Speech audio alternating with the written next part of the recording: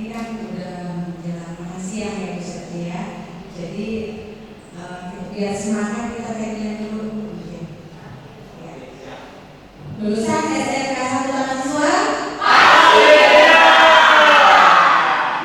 Baik bekerja di pemerintahan, di swasta, bebas ya, atau di jasa pendidikan dan lain-lain seperti itu. Jadi kita tetap harus semangat. Baik, ini adalah kegiatan diseminasi budaya positif yang ketiga kali. Kebetulan kita ada 3 peserta CGP, yaitu Pak Yogi sudah kemarin dilaksanakan. Kemudian berikutnya Bu Fitri tadi setengah 9. Nah terakhir adalah Bu Septi. Nah ini Bu Septi harus lebih semangat membawakannya, karena ini udah siang Bu. Nah kalau siang tuh udah lumayan ini ya, ekstra membangkitkan semangat peserta ini. Peserta dari SMK 1 mahasiswa Pamung kami. Nah untuk para pamung juga saya ucapkan terima kasih atas kehadirannya dari unsur pamung, dari unsur TNI, atas kehadirannya mengikuti acara diseminasi budaya positif yang diselenggarakan oleh CGP kita, yaitu Bu Septi angkatan 10 ya Bu ya. Angkatan 10. Jadi Bu Septi harus tetap semangat Bu. Walaupun makin di sini makin susah katanya, tapi tidak ada yang susah asal kita bisa melaksanakannya dengan ikhlas Bu. Dan mungkin Ibu lebih hanya sekedar saran ya Bu Septi. Mungkin Ibu lebih dalam hal waktu, manajemen waktu ya. Nah, ketika kita sudah masuk ke tahun ajaran baru, nah Ibu bisa, kapan ngajar, kapan kegiatan CGP berjalan. Jadi harus dua-duanya harus bisa ditanggulangi. Ini adalah tantangan buat Bu Septi. Mungkin itu pesan dari saya. Untuk para pamung juga dalam mengikuti kegiatan ini, mudah-mudahan selama 1 jam ini nggak jenuh, tetap semangat. Mungkin itu saja arahan dari kami. Dan saya juga ucapkan ke siswa kita dari jurusan perfilman ya. Nah salah satunya ini PPDB bersama Bapak Ibu. Saya senang sekali dari PPDB bersama ada yang aktif. Saya lihat di kelas 10 itu banyak yang aktif dari PPDB bersama. Perlu diinformasikan juga bahwa PPDB bersama kita sudah full 42, sudah mencapai kuotanya. Walaupun kita pasang beda-beda di jurusan perfilman berapa Pak Uji? 15 ya. 15, BDP 12, di akuntansi 5, kemudian di akuntansi 10 ya Pak, 10, kemudian di MPLB 5. Alhamdulillah sudah tercapai semua ya terkait dengan PPDB. Dan yang sudah mendaftar ke kita berapa kita? 4. Mudah-mudahan sebelum hari haknya penutupan kita sudah mencapai semuanya, yang mencapai 7 kelas. Jadi kami panitia bisa ikut libur walaupun liburannya hanya di rumah gitu ya. Mungkin itu saja Bapak Ibu. Sekali lagi saya ucapkan terima kasih atas kehadirannya. Saya ucapkan ke timnya Bu Septi dari jurusan perfilman, semoga tetap semangat ya. Kurang lebihnya mohon maaf. Wabillahi taufiq wal hidayah. Wassalamualaikum warahmatullahi wabarakatuh. Waalaikumsalam. Salam dan bahagia. Terima kasih banyak Bu Sri atas sambutannya. Silakan ya. Terima kasih banyak. Oke, Bapak Ibu semua, sebelum masuk ke materi, kita adakan ice breaking dulu. Ya, biar semakin semangat ya. Di sini ada yang bisa membantu saya buat ice breaking.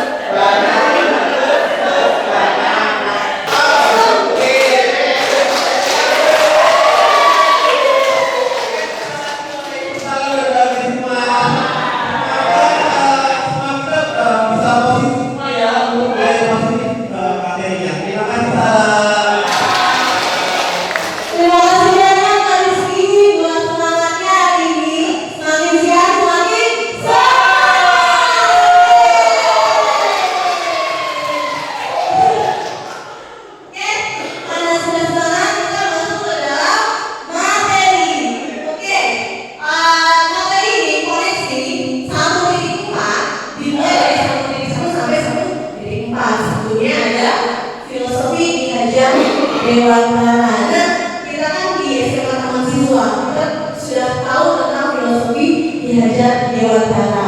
Nah, dari filosofi KHD ini dikoneksikan dengan nilai dan peran guru penggerak. Gitu. Jadi nilai itu sesuatu yang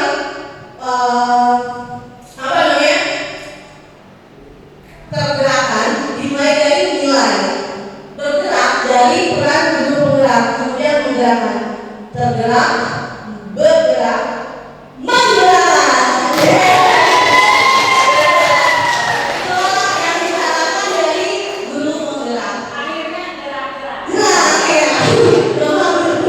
Oke, kemudian 1.3 yang sudah kita alami kemarin yang bersama dengan Bu Sri berkaitan dengan visi guru penggerak. Selanjutnya hari ini mengenai budaya positif. Oke, next. Nah,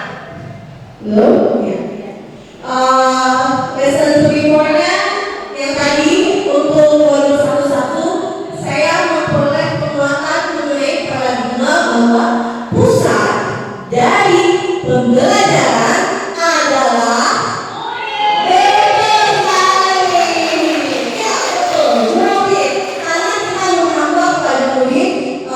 jadi segala tujuan, visi, misi itu mengarah pada murid dan mahasiswa. Oke. Kemudian modul 1.2 berkaitan dengan nilai dan peran guru penggerak. Bagaimana pembelajaran memberikan yang terbaik kepada murid. Sip. Kemudian 1.3 visi dan misi. Jadi kita tahu bahwa seluruh perangkat sekolah dapat berkolaborasi menghasilkan siswa yang dicita-citakan. Jadi semua berasal dari stakeholders dari sekolah. Kemudian core value untuk 1.4, nilai-nilai positif akan kita biasakan menjadi suatu budaya yang tentunya menjadi budaya positif. Oke, selanjutnya filosofi Ki-Hajar Dewantara. Kita sudah tahu ya tadi, pendidikan bertujuan untuk mencapai keselamatan dan kebahagiaan setinggi-tingginya bagi sebagai manusia maupun sebagai anggota masyarakat. Jadi siswa kita tuntut agar dia bisa bahagia setinggi-tingginya sebagai manusia maupun sebagai anggota masyarakat. Next. Nah, ini dia nilai guru penggerak. Oke, ini editan. Alhamdulillah. Satu-satunya Bu foto yang berhasil didapatkan yang paling bagus. Sisanya lewat. Oke, nilai guru penggerak. Nilai guru penggerak tadi yang menggerakkan kita adalah berpihak pada murid, mandiri, inovatif, kolaboratif, dan reflektif. Dan peran guru penggerak menjadi pemimpin pembelajaran, menggerakkan komunitas praktisi. Jadi nanti kita ada komunitasnya, kemudian mendorong kolaborasi antar guru. Jadi hampir setiap kegiatan kita harus ada kolaborasi. Contohnya kemarin dan hari ini kita melakukan kolaborasi antar CGP. Kemudian menjadi coach bagi guru lain dan mewujudkan kepemimpinan murid. Next. Nah, visi guru penggerak yang kemarin berasal dari inquiry apresiatif ini. Kita singkat sebagai BAPJA. BAP-nya itu apa? Buatlah pertanyaan, A-nya ambil pelajaran, B-nya gali mimpi, gali pian, ya. Kemudian C-nya jabarkan rencana, kemudian atur eksekusi. Ini kita bisa terapkan di kelas kita masing-masing. Oke, next. Budaya positif. Dari budaya positif ini kita tahu bahwa suatu pembiasaan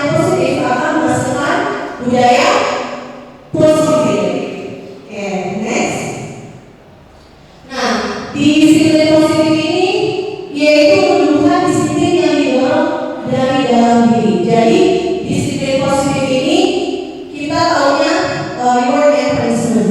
Ternyata itu kurang efektif, makanya itu bersifat short term. Jadi jangka pendek. Dia mau dia harus berasal dari dalam diri. Seperti wanita, sebetulnya dia di dalam hatimu.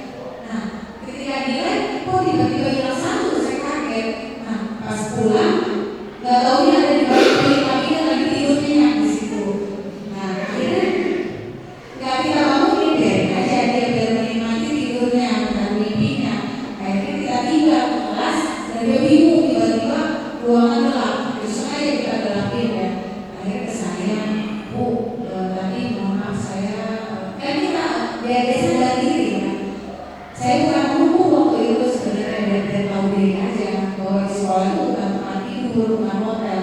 Akhirnya dia menghubungi saya, mengaku saya tadi tidur, ada permasalahannya apa, ternyata latar belakang lingkungan dan keluarganya memang 24 jam dan tidurnya yang dan lingkungannya juga kurang bagus. Akhirnya membawa budaya negatifnya dibawa ke sini. Saya bilang kalau bisa budaya positif dibawa keluar, saya bilang seperti itu. Nah, ini kasusnya si untuk siswa ya. Aku tuh mungkin mohon maaf barangkali dalam setahun ini kan saya sering mungkin berdekatan ajak ngobrol apa permasalahannya apa atau di grup seperti itu.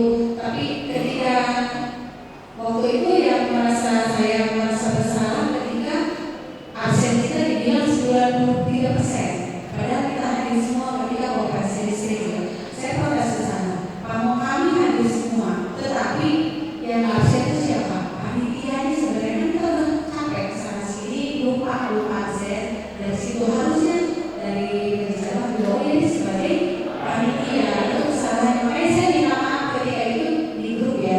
Gak apa-apa itu kesalahan saya nggak takut, nggak malu mengakui salah seperti itu. Jadi peran manajer di sini menanyakan permasalahannya apa. Jadi nggak langsung memutuskan. Kemudian setelah itu ada solusi-solusi. Kemudian ke depannya apa sih yang harus dilakukan seperti itu. Jadi itu sesi. Mohon maaf Kak Jaga. Terima kasih. Terima kasih banyak Bu Sri. Ya, itu adalah contoh-contoh posisi kontrol. Kita akan berperan sebagai apa. Kemudian ada yang namanya ketiga restitusi, yaitu menstabilkan identitas, validasi tindakan yang salah, dan menanyakan keyakinan. Next.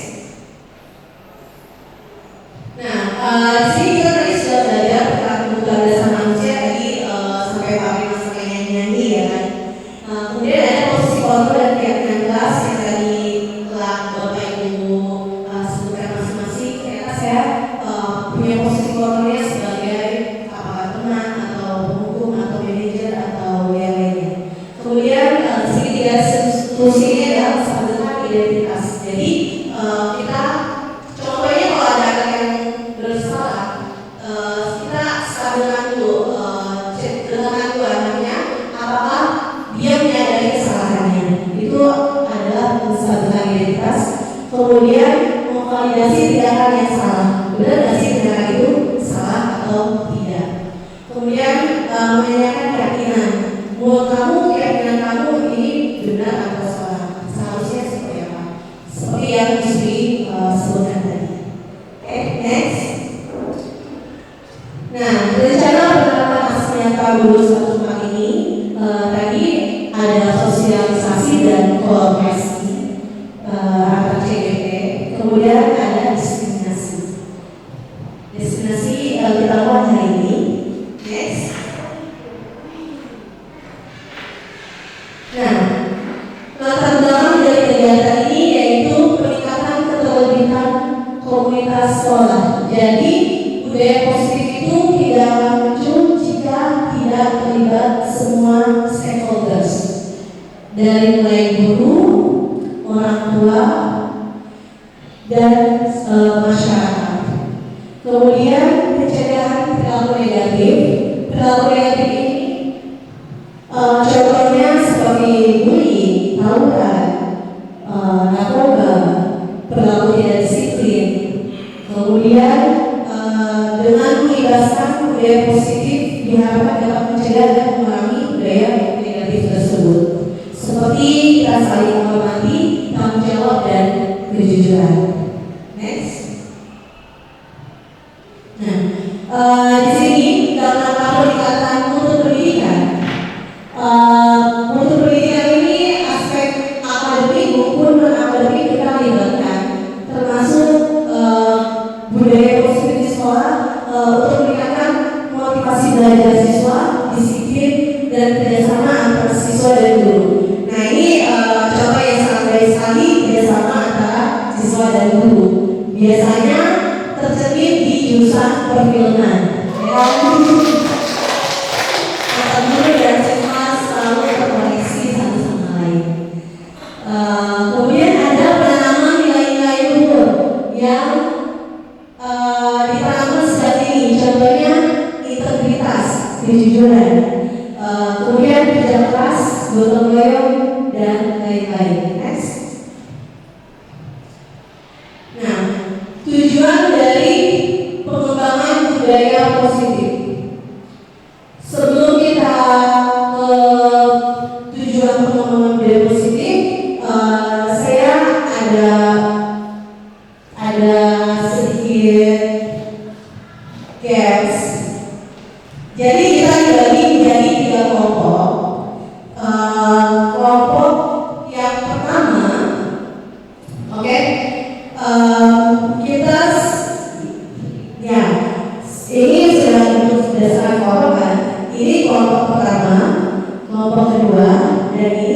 kelompok ketiga. Saya akan memberikan post-it. Kira-kira untuk post-it ini peraturan apa saja yang ada di sekolah?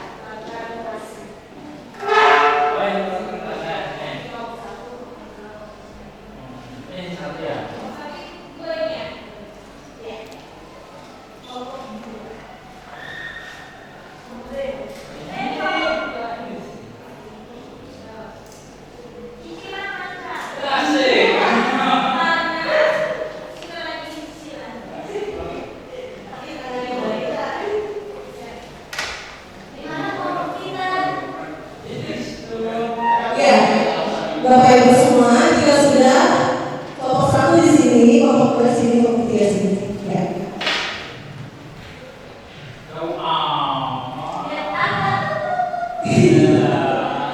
Bisa.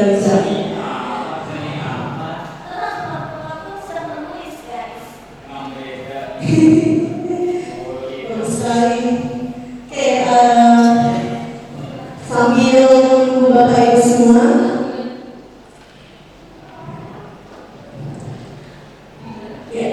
Silakan kelompok 1 di angka 1 paling atas saya.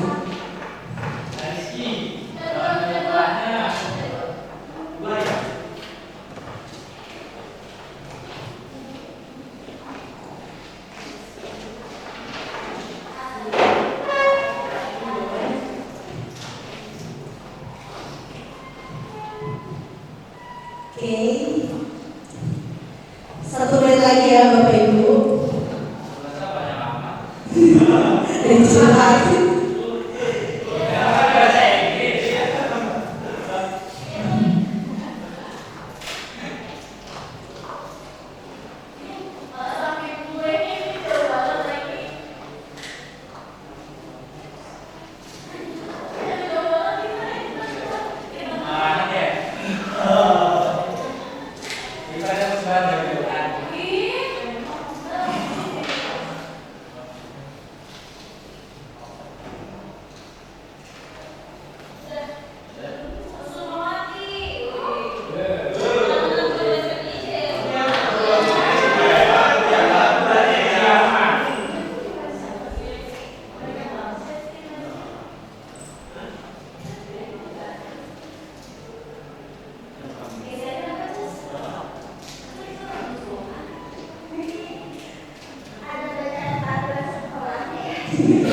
Makasih Jess.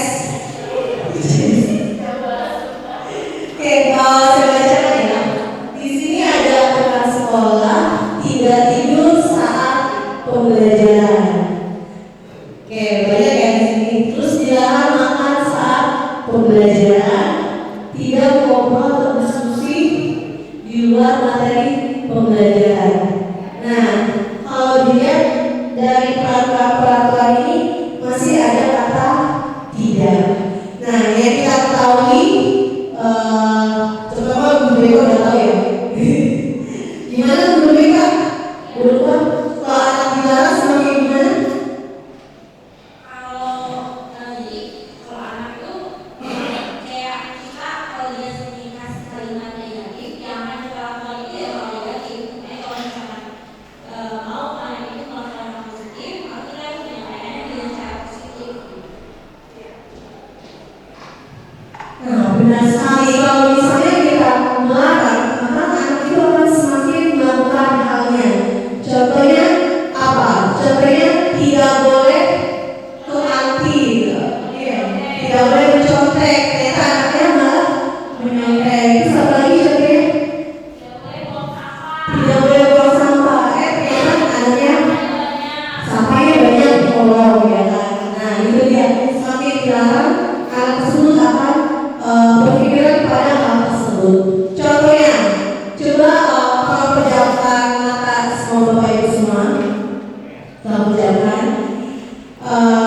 tolong dibayangkan ketika siang hari Anda tidak boleh makan. Yang dipikiran kalian semua apa? Justru semakin pengen makan, ya kan? Nah, itu dia contohnya. Kalau kita larang, justru kita semakin sadar akan hal negatif tersebut. Oleh karena itu, setelah adanya peraturan, kemudian kita buat kalimat tersebut menjadi kalimat yang positif. Nah, selanjutnya Bapak Ibu boleh tolong dibawakan peraturan yang menurut Bapak Ibu sudah tidak ada kata dilarang, tidak boleh. Nah, itu coba dibuat kalimat yang lainnya.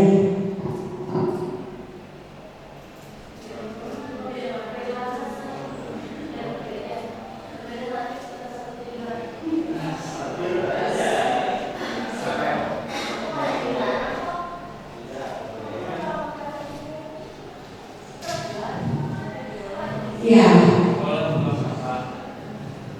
kalau misalnya tidak boleh mencontek, berarti kalimat positifnya apa? Ya boleh, silakan.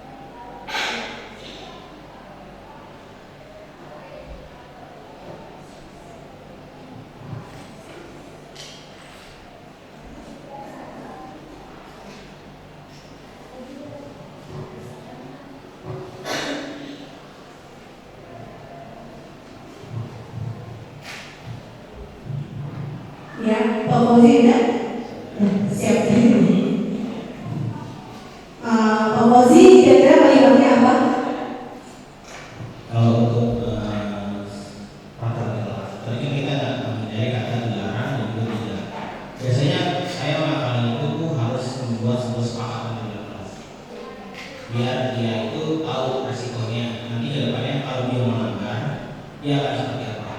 Itu biasanya kalau saya coba. Karena yang tadi benar sama beberapa anak yang sekarang itu semakin dikekang, dia semakin berontak. Makanya kita harus punya kesepakatan dulu di kelas. Sebelum mengajar, kita harus tahu kalau dia buat kesalahan, berarti dia sudah berani untuk melakukan kesalahannya. Berarti kalau dia bersalah, dia bersiap berani untuk berhukum. Kayak saya. Terima kasih. Terima kasih banyak Pak Fauzi. Oke, selanjutnya Pak Pinal.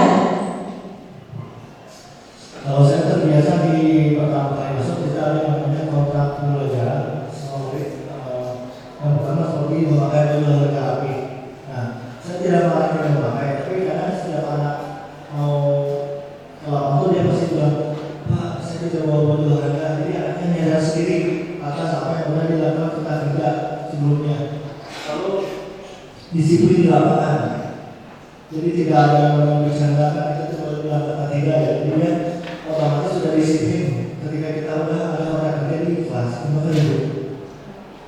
Terima kasih Pak Pinal. Ya Bapak Ibu silakan ditulis di sini. Nah, ya. Ya, betul sekali. Itu 2, 3.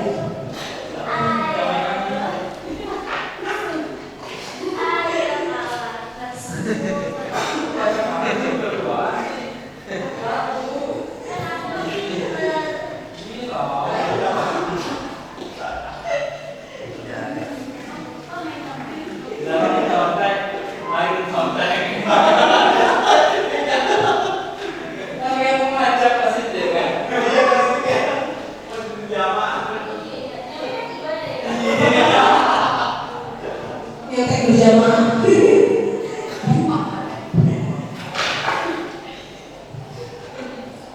Saling menghargai, ya, saling menghargai satu sama lain, mengerjakan tugas sendiri, mempunyai kesepakatan kelas. Oke, memakai baju olahraga, makan saat istirahat. Wah, udah benar semua ya. Mas Rafa bertanya, yuk gunakan air dengan secukupnya.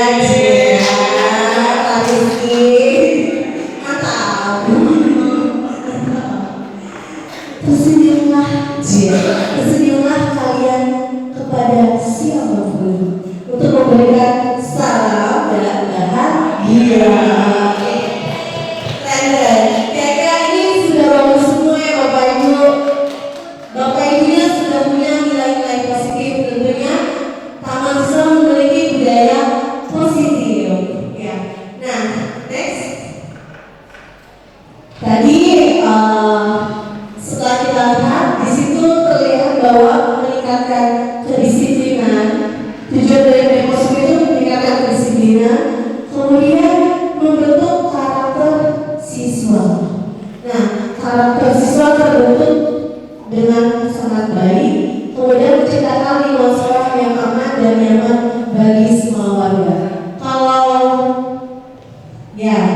Kalau misalnya anak tidak terlambat, otomatis sekolah akan menjadi lebih nyaman ya kan, karena tidak ada yang berpulang masuk kelas. Nah, saling menghargai dan menghormati untuk bersama dan mengurangi perilaku negatif. Next. Nah, pelaku dari pelaksanaan ini yaitu berkurangnya perilaku negatif, kemudian meningkatnya prestasi. Jadi untuk meningkatkan prestasi ini tidak bisa instan ya. Kita harus melakukan proses yang secara terus-menerus. Nah, di SMA ini kita beruntung, kenapa? Karena ternyata guru SD, guru SMP menyiapkan siswa-siswa berprestasi. Nah, giliran SMK yang benua ya, karena sudah terbentuk dari SD-nya. Next.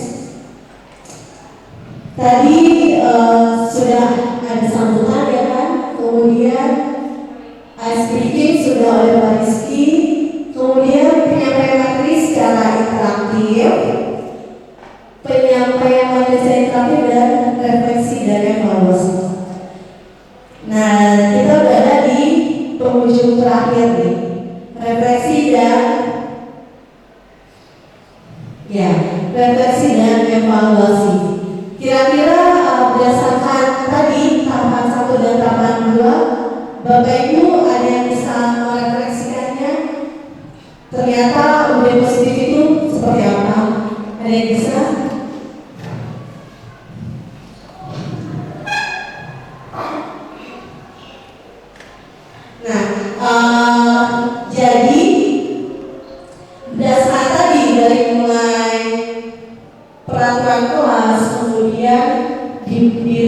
kalimat-kalimat negatifnya menjadi kalimat positif. Nah, inilah yang akan menjadi nilai-nilai positif di kelas. Nilai-nilai positif ini akan dibiasakan di kelas, kemudian akan menjadi suatu budaya positif. Nah, kira-kira Bapak Ibu ada yang bisa merefleksikan sebelumnya? Rizky? Dari peraturan mereka kita bisa bertukar pikiran dengan sesama guru. Jadi misalnya dari kata tidak, jadi kita boleh pakai kata tidak yang bertujuan nyata. Anak bisa melakukan aktivitasnya secara baik tanpa takut dilihat kita oleh gurunya. Karena apa yang kita tuai yang baik pasti akan berhasil baik juga. Sama dengan kayak kita memberikan hal positif ke anak, insya Allah akan menjadi lebih positif. Terima kasih. Terima kasih banyak Pak Alvina. Ya, tepat sekali ya, seperti itu. Itulah salah satu refleksi dari penanaman nilai-nilai positif menjadi budaya positif. Next. Next lagi. Nah, coba kita lihat perubahan apa yang terjadi pada cara berpikir Anda dalam menciptakan budaya positif di kelas maupun sekolah Anda setelah mempelajari materi ini. Kira-kira ada hal yang berubah mengenai budaya positif di kelas? Yang bilang berubah boleh angkat tangan. Yang menurut Bapak Ibu dengan mempelajari ini kita bisa merubah cara berpikir kita menjadi suatu hal yang positif. Kira-kira siapa? Kalau Bapak Ibu setuju dengan mempelajari ini, kita merubah cara berpikir kita menjadi budaya positif, boleh diangkat tangannya. Setuju? Ada yang tidak setuju?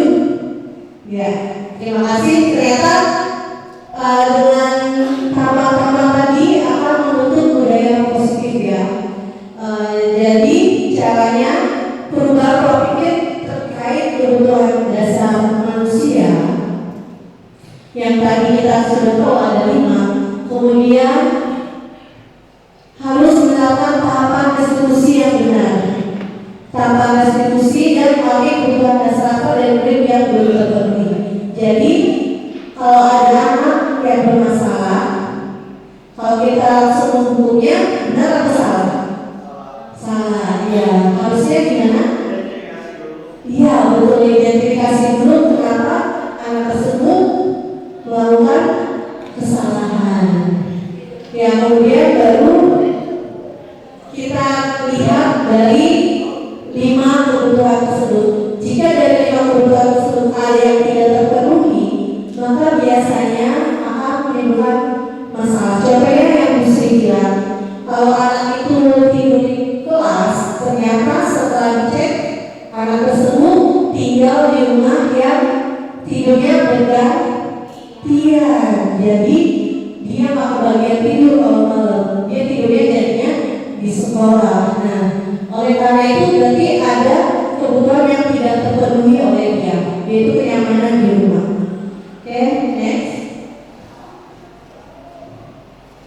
Nah, pengalaman seperti apakah yang pernah Anda alami terkait penerapan konsep-konsep inti dalam modul budaya positif, baik di lingkungan kelas maupun sekolah Anda? Nah, segitiga restitusi ini kan secara tidak sadar ternyata Bapak Ibu semua melakukannya, ya kan? Yang tadi mulai dari identifikasi dulu, kemudian validasi, kemudian dipertanyakan keyakinannya. Nah, itu hal yang sudah Bapak Ibu lakukan di kelas. Kemudian bagaimanakah perasaan Anda ketika mengalami hal-hal tersebut? Gimana?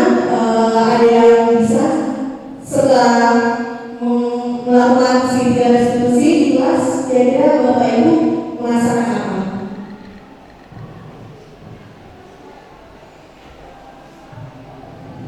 Bisa? Yang pertanyaan yang kedua, bagaimana perasaan Anda ketika mengalami hal-hal tersebut?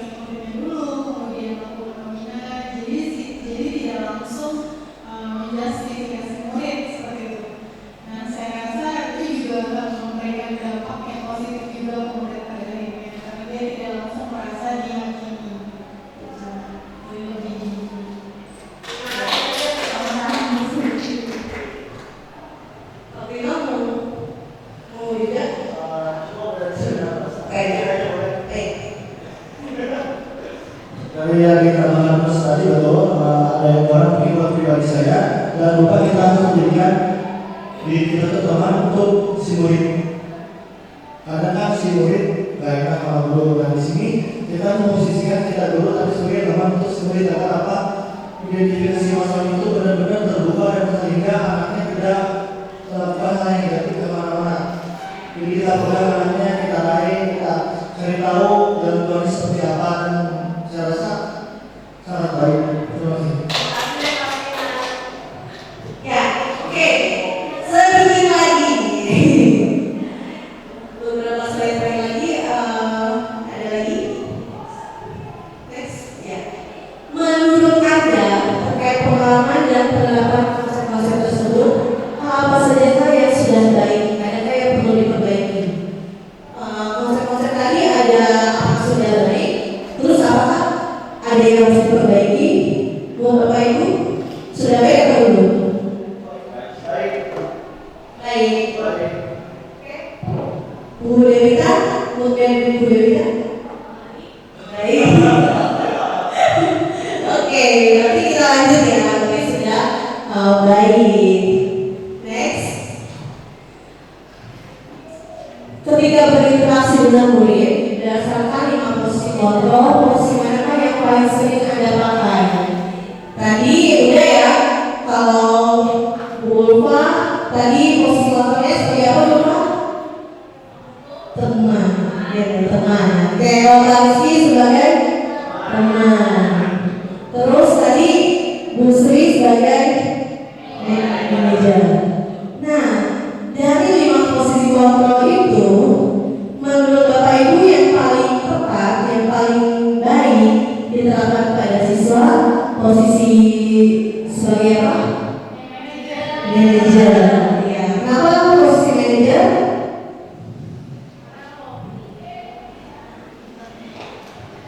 Karena kalau manajer itu mewakili dari 1 sampai 40. Kita manajer di bawah, paling bawah, biar kita bisa menjadi teman, bisa sebagai pendukung. Apalagi Bu Ulfa.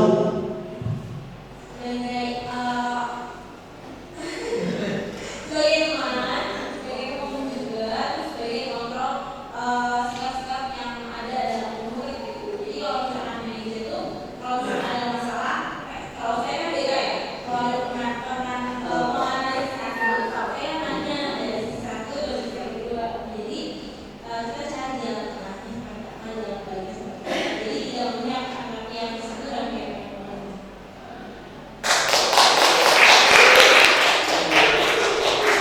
Terima kasih banyak. Nah, yang tadi benar sekali yang paling tepat adalah posisi manajer. Tadi kalau dilihat efeknya sangat banyak sekali, terutama untuk posisi manajer itu dia jangkauannya sangat jangka panjang. Ya. Oke, next. Pernahkah Anda menerapkan segitiga restitusi ketika menghadapi permasalahan murid Anda? Kira-kira yang tadi segitiga restitusi yang identifikasi, kemudian validasi, tadi identifikasi masalahnya dulu, terus validasi, kemudian yang tidak menanyakan keyakinan, dan itu sudah diterapkan apakah ucapkan kita sebagai semua? Sudah, oke, bagus. Nah, jika sudah, kapan mana yang Anda praktikkan dan bagaimana Anda mempraktikannya?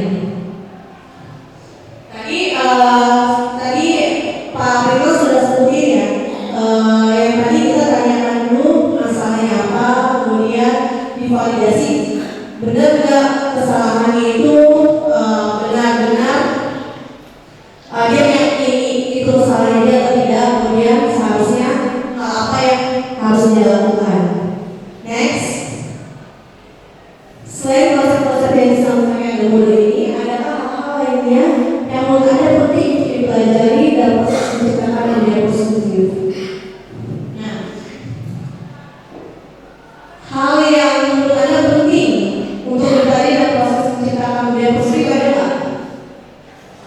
Ada ya, yaitu apa? Kolaborasi antara stakeholder di sekolah dengan wali murid atau orang mahasiswa. Terkadang gurunya sudah baik dalam mendisiplinkan anak.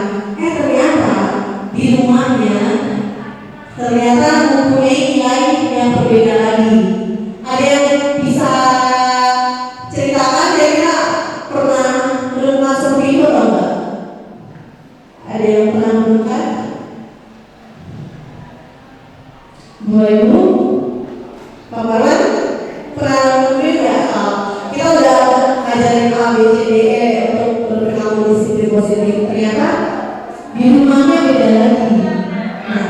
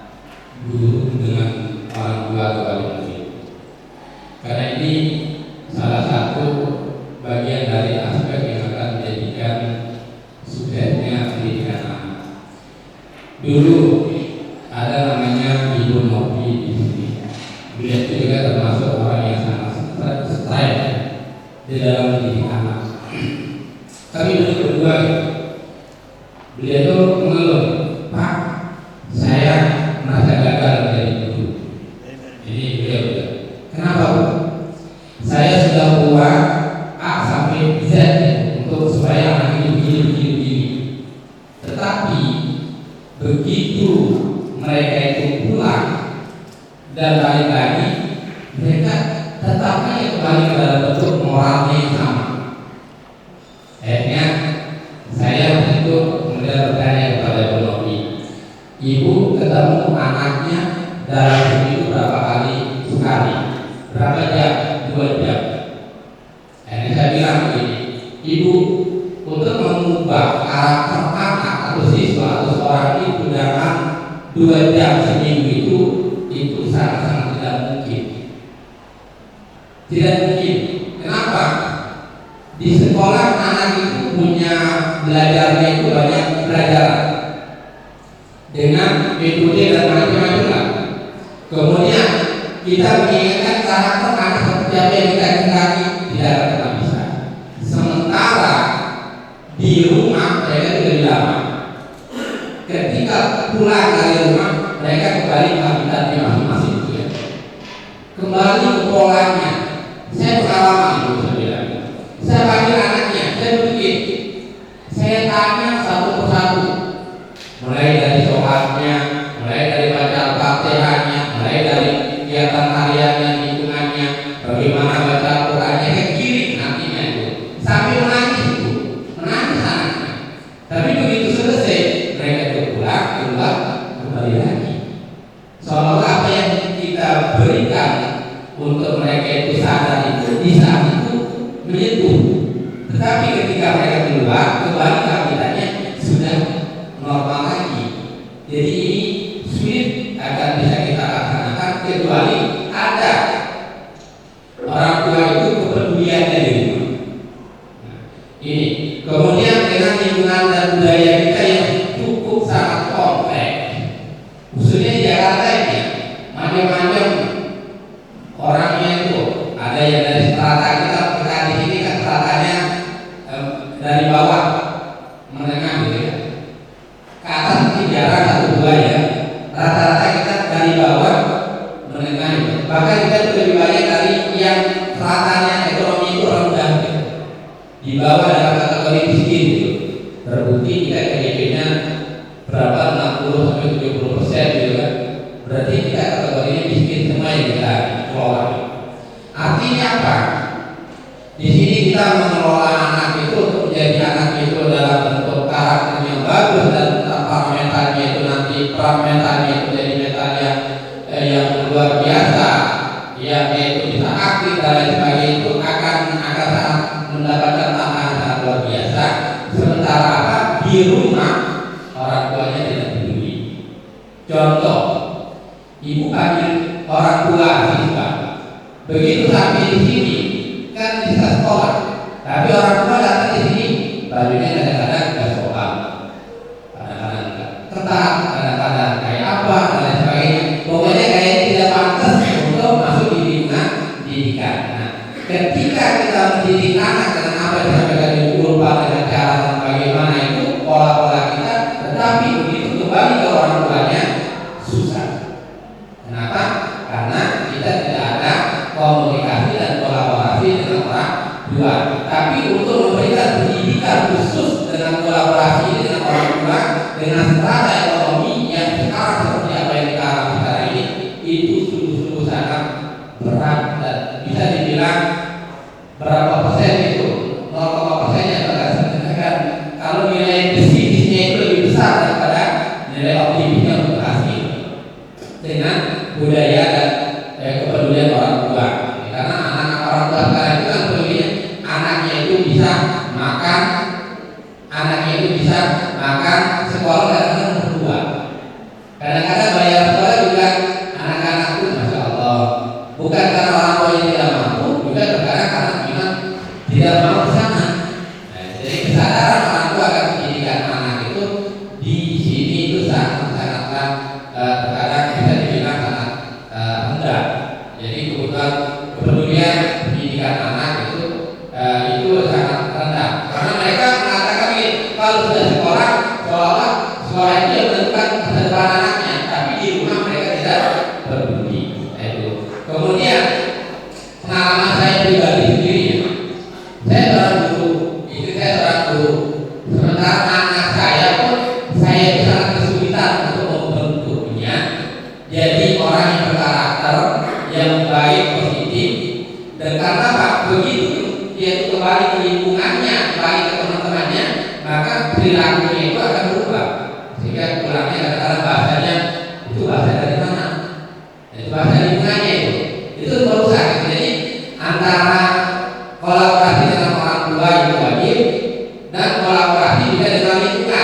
Makanya ini dikatakan oleh Kiai Dewantara itu dari pusat pendidikan sekolah, kemudian lingkungan keluarga, kemudian lingkungan masyarakat. Jika ini kita mampu membentuknya, maka insya Allah kita akan berhasil dalam membentuk masyarakat yang berkarakter positif. Jadi saja. Terima kasih. Wah, harusnya pengalaman ada dari tadi ya. Mantap banget pengalaman. Terima kasih. Ya, betul sekali yang kami utarakan oleh Pak Marwan. Kita lanjut ya. Next. Wow, udah habis. Oke. Bergabung sini, kue talam dan bakpia. Terima kasih, salam dan bahagia. Oke. Terima kasih banyak Bapak Ibu semua atas kehadirannya hari ini. Kita tutup dengan doa dari Pak Marwan. Baik Bapak dan Ibu, alhamdulillah kegiatan ini berjalan lancar, berjalan baik, dan insya Allah apa yang kita dapatkan pembelajaran tentang budaya positif, budaya kreatif, budaya inovatif ini bisa menjadi tambahan pengetahuan yang bisa kita laksanakan di kegiatan hari-hari kita dalam pembelajaran kreatif. Untuk lebih berkahnya kegiatan pembelajaran hari ini, kegiatan presentasi hari ini, dan dalam Allah mari kita sama-sama menutupnya dengan sama-sama membaca surah Al-Fatihah dan muslim dan muslimana menjalankan jalan saja dengan bersama lain. Wallahualam sallallahu alaihi wasallam.